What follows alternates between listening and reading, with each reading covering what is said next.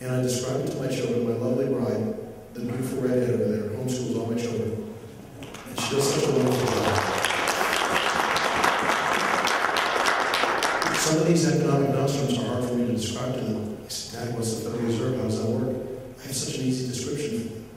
I tell them, Ben Bernanke or whoever had his office at the time, they go to garage sales all over the United States. They buy monopoly sets. They go to one central location, a warehouse location. They take all the money out of the monopoly sets. They put them on pallets, plasticize them, and put them on C-130 and take them to DC. And then they have a press conference where they say, this is our money now. You're going to accept this as legal tender. Of course, it isn't legal tender because it isn't redeemable shit. Economic perfect storm. So we have the funded debt. We'll never pay the principal. We have fiat currency. All fiat currencies have a floor value of 0. All precious metals and FMJ have a floor value above 0. That's the only investment advice I'll give you today.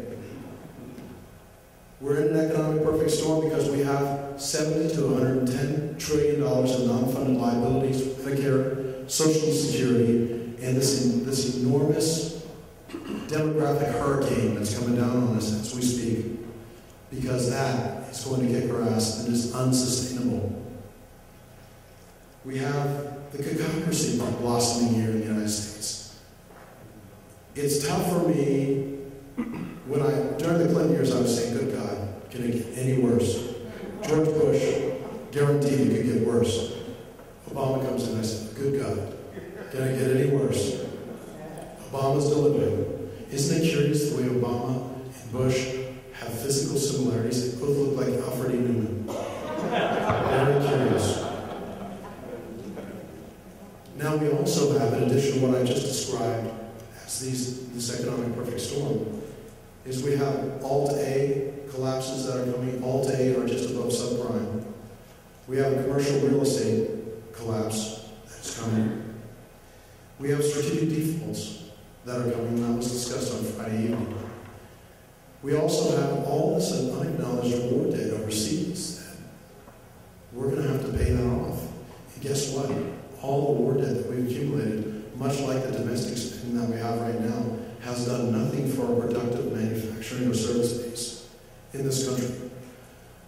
With the military-industrial complex in these United States, what we've essentially done is we've created an industry that must kill, that must find wars, and that must rattle sabers so that we are forced to get into situations where, as we have now, the entire planet rages against us, whether we like it or not. It is dangerous as an American to travel now. You better travel as a Canadian, at least say you were. You don't need the silly accent. Talk to Canadians. They don't know complex stuff.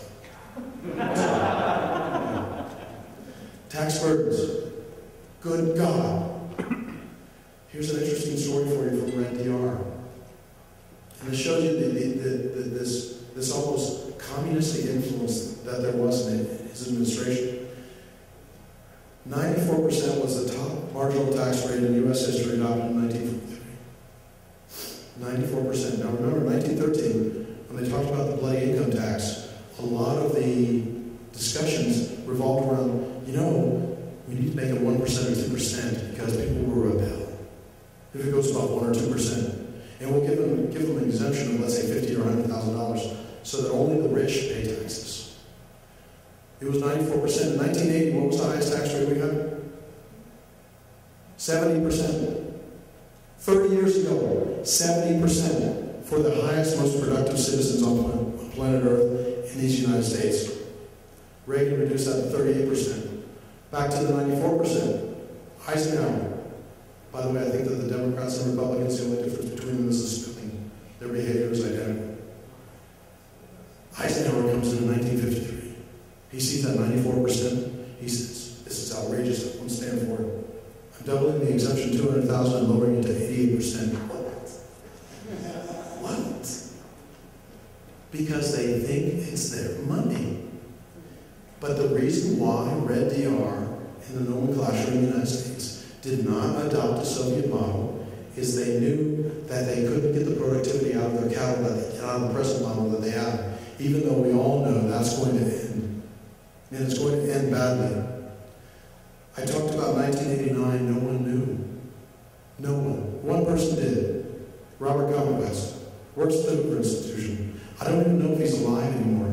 He was one of those few criminologists who spoke fluent Russian, who was not taken into the Soviet sphere, either as a useful idiot because I communism a lot because it's so cool, or because intellectually, or maybe my family said, yeah, communism, Russia, that's a good thing. He's the one who wrote the Great Terror Famine, the Ukrainian Terror Famine, where millions of Ukrainians were starved to death potentially by Joseph Stalin.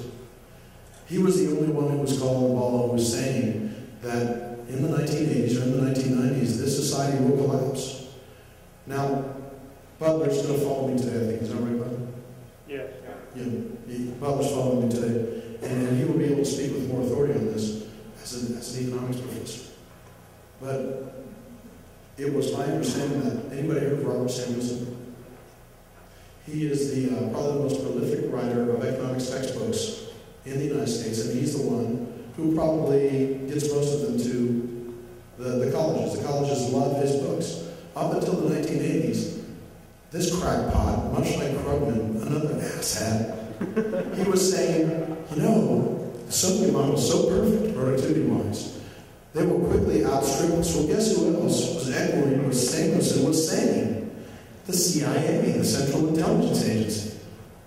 Of which, if I had my druthers, I would fire everybody, I would destroy the buildings, and I would salt the earth where that place was.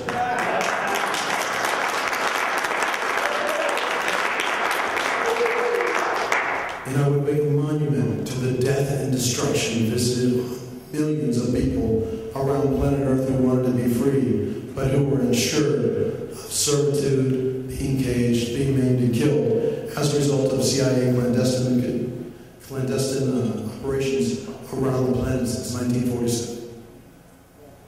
So we've got this collapse coming. I've described to you briefly what caused us to be Sovietized. Our 1989 is coming. I don't have a crystal ball. People come up to me and say, "Oh, is that going to happen?" No. When that was going to happen, I'd be rich now, wouldn't I? And I'm not so rich because I have children. It's coming. But guess what? No one's going to be able to predict the collapse because it's a black swan event. Nassim Taleb wrote a book called The Black Swan. The Black Swan, what he describes is that in medieval times, no one ever saw a black swan. They were all white swans.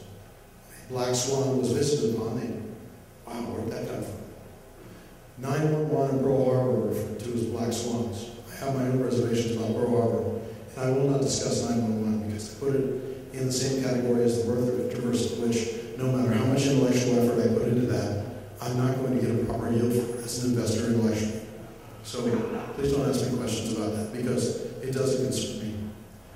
And the other thing is, if we don't know what it's going to be, what are you guys going to do? My first prognostication is G3, gold, guns, and groceries. You guys need to completely divest yourselves of any American stock instruments, American dollars, and get into precious metals, to include Full Metal Jacket. And you need to prep, and you need to get skills. G3 is gold, guns, and groceries, which means that you're also going to put aside groceries. Here's the best part about the groceries. If you put aside a year, 2 years, 7 years, 20 years of groceries, and the end doesn't come, and all of us are skipping merrily down the yellow brick road of socialism, and we're actually prospering, you've got free groceries for a year or two. What do you have to lose to be prepared? And you have to get your family and friends prepared. But the great thing about this, and Stefan is going to speak to this with alacrity this afternoon, is we have an opportunity here with this collapse. Anybody who's read my stuff has seen that I think secession and legal divorce from the state, down to whatever level you can possibly take, is the only answer because D.C. will never be reformed. Ever.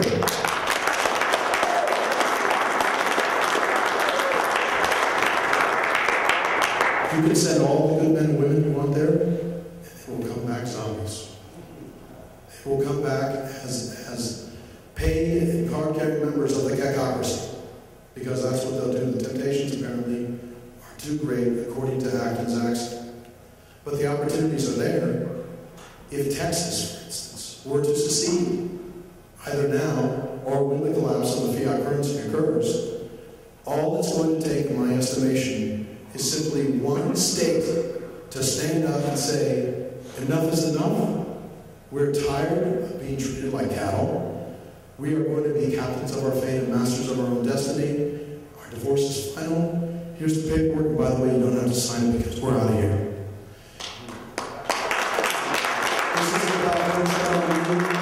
This is about control on me. You better watch out. Because we need to be proactive. Now, will we have an opportunity to create the free dystopia that we all envision? By the way, I say dystopia because I think utopian visions are Soviet. Because in the vision that I'm presumptuous to say all of us share in this room, if you fail and assume risk, you could find yourself in the hazard. But that's part of growing up, and that's part of being in a capitalist society. Your product or service may not work, but we're willing to accept the risk. By the way, I'll always salute you when you do, even when you're down, and even when you've lost money, because you took the risk. Because entrepreneurs are the engine of progress in society. If it weren't for Nancy, we'd be on the moon by now, wouldn't we? So with that, I'd like to close very quickly by saying that I'd like to thank Ernie for having me here. I'd like to thank all of you for tolerating my Clint Eastwood invitation, as poor as it may be, and get off my lawn. So with that, I'd like to entertain any questions you may have. Unless I'm just going to toss me on the later. Mike. Mike.